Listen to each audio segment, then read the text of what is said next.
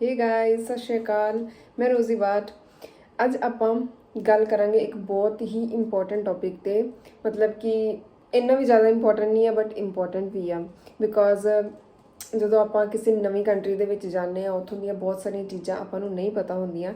ਇਸ ਲਈ ਐਂਡ ਆਪਾਂ ਨਵੇਂ ਗਏ ਹੁੰਦੇ ਹਾਂ ਐਂਡ ਥੋੜ੍ਹੀਆਂ ਬਹੁਤੀਆਂ ਪ੍ਰੋਬਲਮਸ ਆਉਂਦੀਆਂ ਆ ਉਸ ਟਾਈਮ ਦੇ ਵਿੱਚ। ਜਦੋਂ ਚੀਜ਼ਾਂ ਕੰਪਲੀਟ ਹੋ ਜਾਂਦੀਆਂ ਉਸ ਤੋਂ ਬਾਅਦ ਆਪਾਂ ਨੂੰ ਜ਼ਿਆਦਾ ਇੰਪੋਰਟੈਂਟ ਨਹੀਂ ਲੱਗਦੀ, ਕਿਉਂਕਿ ਦੁਬਾਰਾ ਰਿਪੀਟ ਨਹੀਂ ਕਰਨੀਆਂ ਹੁੰਦੀਆਂ। ਸੋ ਉਹਨਾਂ 'ਚੋਂ ਇੱਕ ਚੀਜ਼ ਹੈ ਕਿ ਵੀਜ਼ਾ ਐਕਸਟੈਂਡ ਕਰਵਾਉਣਾ। ਵੀਜ਼ਾ ਇੱਕ ਵਾਰੀ ਐਕਸਟੈਂਡ ਹੋ ਗਿਆ, ਦੁਬਾਰਾ ਐਕਸਟੈਂਡ ਕਰਾਉਣ ਜਾਣਾ ਨਹੀਂ ਹੈ। ਸੋ ਮੈਨੂੰ ਕੁਝ ਮੈਸੇजेस ਆਏ ਸੀ ਇੰਸਟਾਗ੍ਰਾਮ 'ਤੇ, ਦੈਨ ਯੂਟਿਊਬ 'ਤੇ ਵੀ ਕੁਝ ਕਮੈਂਟ ਸੀਗੇ ਕਿ ਜਰਮਨੀ ਆਉਣ ਤੋਂ ਬਾਅਦ ਵੀਜ਼ਾ ਐਕਸਟੈਂਡ ਕਰਾਉਣ ਦਾ ਪ੍ਰੋਸੈਸ ਕੀ ਆ। ਪ੍ਰੋਸੈਸ ਬਿਲਕੁਲ ਵੀ ਮੁਸ਼ਕਿਲ ਨਹੀਂ ਹੈ, ਬਸ ਸੇਮ ਜਿੱਦਾਂ ਅਗਰ ਤੁਹਾਡਾ ਵੀਜ਼ਾ ਹੀ ਲੱਗ ਗਿਆ ਉਸ ਤੋਂ ਬਾਅਦ ਐਕਸਟੈਂਡ ਕਰਾਉਣ ਦੇ ਵਿੱਚ ਕੁਝ ਖਾਸ ਪ੍ਰੋਬਲਮ ਆਉਂਦੀ ਨਹੀਂ ਆ।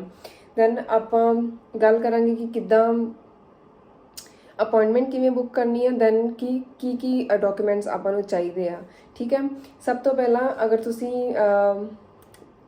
ਪਹਿਲਾਂ ਤੁਸੀਂ ਜਰਮਨੀ ਆਉਣ ਤੋਂ ਬਾਅਦ ਆਪਣੇ ਡਾਕੂਮੈਂਟਸ ਪੂਰੇ ਕਰਨੇ ਨੇ। ਫਸਟ ਆਫ ਆਲ ਤੁਹਾਨੂੰ ਚਾਹੀਦੀ ਹੈ ਇੱਥੋਂ ਦੀ ਅਨਮੈਰਿਡ, ਇੱਥੋਂ ਦੀ ਰਜਿਸਟ੍ਰੇਸ਼ਨ ਘਰ ਦੀ। ਉਹਦੇ ਲਈ ਤੁਸੀਂ ਕੋਈ ਵੀ ਰੂਮ ਲੱਭਣਾ ਹੈ। ਰੂਮ ਕਿਵੇਂ ਲੱਭਣਾ ਉਹਦੀ ਵੀ ਮੈਂ ਇੱਕ ਵੀਡੀਓ ਬਣਾਈ ਆ। ਉਹਦੇ ਮਤਲਬ ਸਾਰੀਆਂ ਸਾਈਟਸ ਕਿੱਥੋਂ ਤੁਸੀਂ ਮਤਲਬ ਰੂਮ ਲੱਭ ਸਕਦੇ ਹੋ, ਉਹਦੇ ਲਿੰਕ ਮੈਂ ਡਿਸਕ੍ਰਿਪਸ਼ਨ 'ਚ ਦਿੱਤੇ ਹੋਏ ਆ, ਤੁਸੀਂ ਉਹ ਵੀਡੀਓ ਚੈੱਕ ਕਰ ਸਕਦੇ ਹੋ ਤੇ ਉੱਥੋਂ ਰੂਮ ਲੱਭ ਸਕਦੇ ਹੋ। ਉਸ ਤੋਂ ਬਾਅਦ ਰੂਮ ਲੱਭ ਕੇ ਤੁਸੀਂ ਅਨਮੈਰਿਡ ਕਰਵਾਉਣੀ ਹੈ, ਮਤਲਬ ਕਿ ਰਜਿਸਟ੍ਰੇਸ਼ਨ ਕਰਵਾਉਣੀ ਹੈ ਘਰ ਦੀ। ਰਜਿਸਟ੍ਰੇਸ਼ਨ ਕਰਵਾ ਕੇ ਉਸ ਤੋਂ ਬਾਅਦ ਫਿਰ ਤੁਹਾਡਾ ਬੈਂਕ ਅਕਾਊਂਟ ਖੁੱਲ੍ਹੇਗਾ ਜਰਮਨੀ ਦੀ ਬੈਂਕ ਦੇ ਵਿੱਚ। ਜਿਹੜਾ ਤੁਸੀਂ ਇੰਡੀਆ ਤੋਂ ਬਲੌਕ ਅਕਾਊਂਟ ਕਰਵਾ ਕੇ ਆਏ ਹੋ ਉਹ ਫਿਰ ਮਤਲਬ ਇੱਥੇ ਦੀ ਬੈਂਕ ਦੇ ਵਿੱਚ ਉਹ ਟ੍ਰਾਂਸਫਰ ਹੋਏਗਾ। ਉਹ ਕਰਵਾ ਕੇ ਉਸ ਤੋਂ ਬਾਅਦ ਤੁਸੀਂ ਇੱਥੇ ਆਪਣੀ ਹੈਲਥ ਇੰਸ਼ੋਰੈਂਸ ਕਰਵਾਉਣੀ ਆ। ਤੁਸੀਂ ਪਬਲਿਕ ਕਰਵਾ ਸਕਦੇ ਹੋ ਜਾਂ ਪ੍ਰਾਈਵੇਟ ਇੰਸ਼ੋਰੈਂਸ ਕਰਵਾ ਸਕਦੇ ਹੋ। ਜਿਹੜੀ ਪ੍ਰਾਈਵੇਟ ਇੰਸ਼ੋਰੈਂਸ ਆ ਮੋਸਟਲੀ ਮਾਵਿਸਟਾ ਯੂਜ਼ ਹੁੰਦੀ ਆ। ਮੈਂ ਬਰਲਿਨ 'ਚ ਰਹਿੰਦੀ ਹਾਂ, ਇੱਥੇ ਦਾ ਮੈਨੂੰ ਪਤਾ ਹੈ ਕਿ ਮਾਵਿਸਟਾ ਕਰਵਾਉਂਦੇ ਆ। ਉਹਦੇ 33 ਯੂਰੋ ਟੂ 35 ਯੂਰੋ ਤੱਕ ਮਤਲਬ ਚਾਰजेस ਹੁੰਦੇ ਨੇ। ਐਂਡ ਜਿਹੜੀ ਪਬਲਿਕ ਇੰਸ਼ੋਰੈਂਸ ਹੁੰਦੀ ਆ ਅਪਰੋਕਸ 100 ਯੂਰੋ ਤੱਕ ਹੁੰਦੀ ਆ। ਮਤਲਬ ਅਫਕੋਰਸ ਅਗਰ ਮਹਿੰਗੀ ਹੈ ਤਾਂ ਬੈਨੀਫਿਟਸ ਜ਼ਿਆਦਾ ਨੇ, ਸਸਤੀ ਹੈ ਤਾਂ ਬੈਨੀਫਿਟਸ ਘੱਟ ਨੇ, ਬਸ ਇਹ ਡਿਫਰੈਂਸ ਆ, ਹੋਰ ਕੁਝ ਖਾਸ ਡਿਫਰੈਂਸ ਹੈ ਨਹੀਂ। ਬਾਕੀ ਯੂਨੀਵਰਸਿਟੀਜ਼ ਵਗੈਰਾ ਸਾਰੀਆਂ ਕਹਿੰਦੀਆਂ ਹੈ ਕਿ ਤੁਸੀਂ ਪਬਲਿਕ ਹੀ ਕਰਵਾਓ। I think public insurance he better ਆ, ਬਟ ਅਗਰ ਤੁਸੀਂ ਜ਼ਿਆਦਾ ਪੈਸੇ ਨਹੀਂ ਖਰਚਣੇ ਤਾਂ ਪ੍ਰਾਈਵੇਟ ਇੰਸ਼ੋਰੈਂਸ ਵੀ ਕਰਵਾ ਸਕਦੇ ਹੋ। ਉਸ ਤੋਂ ਬਾਅਦ ਇੰਸ਼ੋਰੈਂਸ ਕਰਵਾ ਕੇ ਫਿਰ ਤੁਸੀਂ ਅਪਾਇੰਟਮੈਂਟ ਬੁੱਕ ਕਰਨੀ ਆ ਆਊਸਲੈਂਡਰ ਬਿਹੌਰ ਦੇ ਵਾਸਤੇ। ਉਹਦੇ ਲਈ ਹੀ ਮੈਨੂੰ ਮਤਲਬ ਮੈਸੇजेस ਆਏ ਸੀ ਕਿ ਕਿਵੇਂ ਬੁੱਕ ਕਰਨੀ ਆ। ਐਕਚੁਅਲੀ ਮੈਂ ਤੁਹਾਨੂੰ ਸੀਰੀਅਸਲੀ ਦੱਸਾਂ ਕਿ ਜਦ ਮੈਂ ਵੀਜ਼ਾ ਐਕਸਟੈਂਡ ਕਰਵਾਇਆ ਸੀ ਮੈਂ ਬਿਨਾਂ ਅਪਾਇੰਟਮੈਂਟ ਦੀ ਗਈ ਸੀ। ਮੈਂ ਅਪਾਇੰਟਮੈਂਟ ਬੁੱਕ ਨਹੀਂ ਕੀਤੀ ਸੀ ਐਂਡ ਮੇਰੇ ਕੁਝ ਡਾਕੂਮੈਂਟ ਵੀ ਕੰਪਲੀਟ ਨਹੀਂ ਸੀ, ਇਸ ਲਈ ਮੈਨੂੰ 2 ਵਾਰ ਜਾਣਾ ਪਿਆ ਸੀ। ਅਪਾਇੰਟਮੈਂਟ ਕਿਵੇਂ ਬੁੱਕ ਕਰਨੀ ਹੈ ਉਹ ਮੈਂ ਤੁਹਾਨੂੰ ਦੱਸਦੀ ਹਾਂ। ਸੋ ਇਹ ਟਰਮਿਨ ਬੁੱਕ ਕਰਨ ਵਾਸਤੇ ਆਫੀਸ਼ੀਅਲ ਵੈਬਸਾਈਟ ਆ ਤੇ ਇੱਥੋਂ ਲੈਂਗੁਏਜ ਵੀ ਚੇਂਜ ਕਰ ਸਕਦੇ ਆ, ਲਾਈਕ ਇੰਗਲਿਸ਼ ਔਰ ਜਰਮਨ, ਜਿੱਦਾਂ ਵੀ ਤੁਸੀਂ ਪ੍ਰੈਫਰ ਕਰਦੇ ਹੋ। ਸੋ ਜਰਮਨ ਆਪਣੀ ਏਡੀ ਕੈਮ ਨਹੀਂ ਹੈ, ਸੋ ਆਪਾਂ ਇੰਗਲਿਸ਼ ਦੇ ਵਿੱਚ ਕਰਾਂਗੇ। ਇੱਥੇ ਕਲਿੱਕ ਕਰਨਾ ਹੈ ਸਭ ਤੋਂ ਪਹਿਲਾਂ, ਨੈਕਸਟ।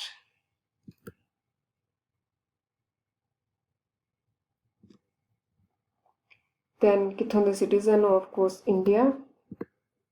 ਉਸ ਤੋਂ ਬਾਅਦ ਕਿੰਨੇ ਮਤਲਬ ਪਰਸਨਸ ਦੀ ਅਪਾਇੰਟਮੈਂਟ, ਅਗਰ ਤੁਸੀਂ 2 ਸਿਸਟਰ ਜਾਂ ਸਪਾਊਸ ਹੋ ਜਾਂ ਕੁਝ ਤੁਹਾਡਾ ਬੇਬੀ ਆ ਨਾਲ ਤਾਂ ਉਸ 'ਤੇ ਡਿਪੈਂਡ ਕਰਦਾ ਕਿੰਨੇ ਪਰਸਨ ਹੋ ਤੁਸੀਂ। Then do you live in Berlin with a family member. ਅਗਰ ਤੁਹਾਡਾ ਕੋਈ family member like father, elder sister ਕੋਈ ਵੀ ਹੈ ਤਾਂ ਯੈਸ, ਅਦਰਵਾਈਜ਼ ਨੋ। ਉਸ ਤੋਂ ਬਾਅਦ ਇੱਥੋਂ ਟਾਈਟਲ ਚੂਜ਼ ਕਰਨਾ ਹੈ, ਐਕਸਟੈਂਡ ਅ ਰੈਜ਼ੀਡੈਂਸ ਪਰਮਿਟ। ਦੈਨ ਇਸ ਤੋਂ ਬਾਅਦ ਆਉਣਾ ਆ ਐਜੂਕੇਸ਼ਨਲ ਪਰਪਸ। ਉਸ ਤੋਂ ਬਾਅਦ ਆਪਾਂ ਕਲਿੱਕ ਕਰਨਾ ਹੈ residence permit for the purpose of studying.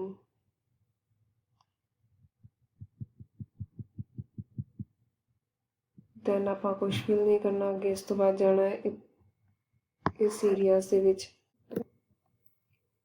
Okay, here is a important information.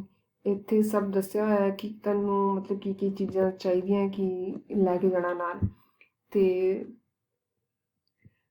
Documents ਦੀ ਗੱਲ ਕਰਦੇ ਹਾਂ, ਇਹਦੇ ਵਿੱਚ ਡਾਕੂਮੈਂਟ ਚਾਹੀਦੇ ਆ valid passport, then current biometric picture. ਤੁਸੀਂ ਆਈ ਥਿੰਕ 3 ਮਹੀਨੇ ਪੁਰਾਣੀ ਚੱਲ ਸਕਦੀ ਹੈ, ਇਸ ਲਈ ਇੰਡੀਆ ਤੋਂ ਹੀ ਕਰਵਾ ਕੇ ਆ ਸਕਦੇ ਹੋ, ਕੋਈ ਚੱਕਰ ਨਹੀਂ ਹੈ। ਉਸ ਤੋਂ ਬਾਅਦ ਆ ਫਾਰਮ ਫਿਲ ਕਰਕੇ ਲੈ ਕੇ ਜਾਣਾ, ਉਹਦਾ ਲਿੰਕ ਵੀ ਮੈਂ ਤੁਹਾਨੂੰ ਨੀਚੇ ਡਿਸਕ੍ਰਿਪਸ਼ਨ 'ਚ ਦੇ ਦਾਂਗੀ, ਉਹ ਤੁਸੀਂ ਕਲਿੱਕ ਕਰਕੇ ਫਾਰਮ ਫਿਲ ਕਰਕੇ ਲੈ ਕੇ ਜਾ ਸਕਦੇ ਹੋ। Then proof of secure livelihood, ਮਤਲਬ ਕਿ ਤੁਹਾਡਾ ਬਲੌਕ ਅਕਾਊਂਟ ਜਿਹੜਾ ਤੁਸੀਂ ਇੰਡੀਆ ਤੋਂ ਓਪਨ ਕਰਵਾਇਆ ਸੀ, ਬਾਅਦ ਵਿੱਚ ਇੱਥੇ ਆ ਕੇ ਕਿਸੇ ਜਰਮਨ ਬੈਂਕ ਦੇ ਵਿੱਚ 10,032 ਯੂਰੋ ਦਾ ਅਕਾਊਂਟ ਬਲੌਕ ਅਕਾਊਂਟ ਉਹ ਤੁਸੀਂ ਨਾਲ ਲੈ ਕੇ ਜਾਣਾ, ਉਹਦਾ ਕੋਈ ਪ੍ਰੂਫ ਨਾਲ ਲੈ ਕੇ ਜਾਣਾ ਕਿ ਤੁਸੀਂ ਇੱਥੇ ਆ ਕੇ ਆਪਣਾ ਬਲੌਕ ਅਕਾਊਂਟ ਓਪਨ ਕਰਵਾ ਲਿਆ। ਦੈਨ ਹੈਲਥ ਇੰਸ਼ੋਰੈਂਸ, ਮਤਲਬ ਕਿ ਤੁਸੀਂ ਇੱਥੇ ਦੀ ਜਰਮਨੀ ਦੀ ਹੈਲਥ ਇੰਸ਼ੋਰੈਂਸ ਲੈ ਕੇ ਜਾਣੀ ਹੈ। ਇੰਡੀਆ ਤੋਂ ਜਿਹੜੀ ਆਪਾਂ ਆਉਣ ਲੱਗਿਆ ਹੈਲਥ ਇੰਸ਼ੋਰੈਂਸ ਕਰਵਾਉਂਦੇ ਆ ਉਹ ਨਹੀਂ, ਇਹ ਜਰਮਨੀ ਦੇ ਵਿੱਚ ਹੈਲਥ ਇੰਸ਼ੋਰੈਂਸ ਹੋਣੀ ਚਾਹੀਦੀ ਹੈ, ਉਹ ਲੈ ਕੇ ਜਾਣੀ ਹੈ ਨਾਲ। Then proof of enrolment letter ਜਿਹੜੀ ਆਪਾਂ ਨੂੰ ਕਾਲਜ ਤੋਂ ਮਿਲਦੀ ਆ, ਉਹ ਲੈ ਕੇ ਜਾਣੀ ਹੈ। ਉਸ ਤੋਂ ਬਾਅਦ proof of main residence in Berlin ਦੇ ਵਿੱਚ ਜਿਹੜੀ ਆਪਾਂ ਰਜਿਸਟ੍ਰੇਸ਼ਨ ਕਰਵਾਉਂਦੇ ਆ ਘਰ ਦੀ, ਅਨਮੈਲਡ ਨੂੰ ਕਹਿੰਦੇ ਆ ਇੱਥੇ, ਉਹਦਾ ਪੇਪਰ ਲੈ ਕੇ ਜਾਣਾ ਨਾਲ। ਉਸ ਤੋਂ ਬਾਅਦ ਨੀਚੇ ਫੀਸ ਦੱਸੀ ਹੋਈ ਹੈ ਕਿ ਕਿੰਨੀ ਫੀਸ ਲੱਗੇਗੀ, ਅਪਰੋਕਸ 100 ਯੂਰੋ ਫੀਸ ਹੁੰਦੀ ਹੈ, ਉਹ ਤੁਸੀਂ ਉੱਥੇ ਜਾ ਕੇ ਪੇ ਕਰਨੀ ਆ। Then next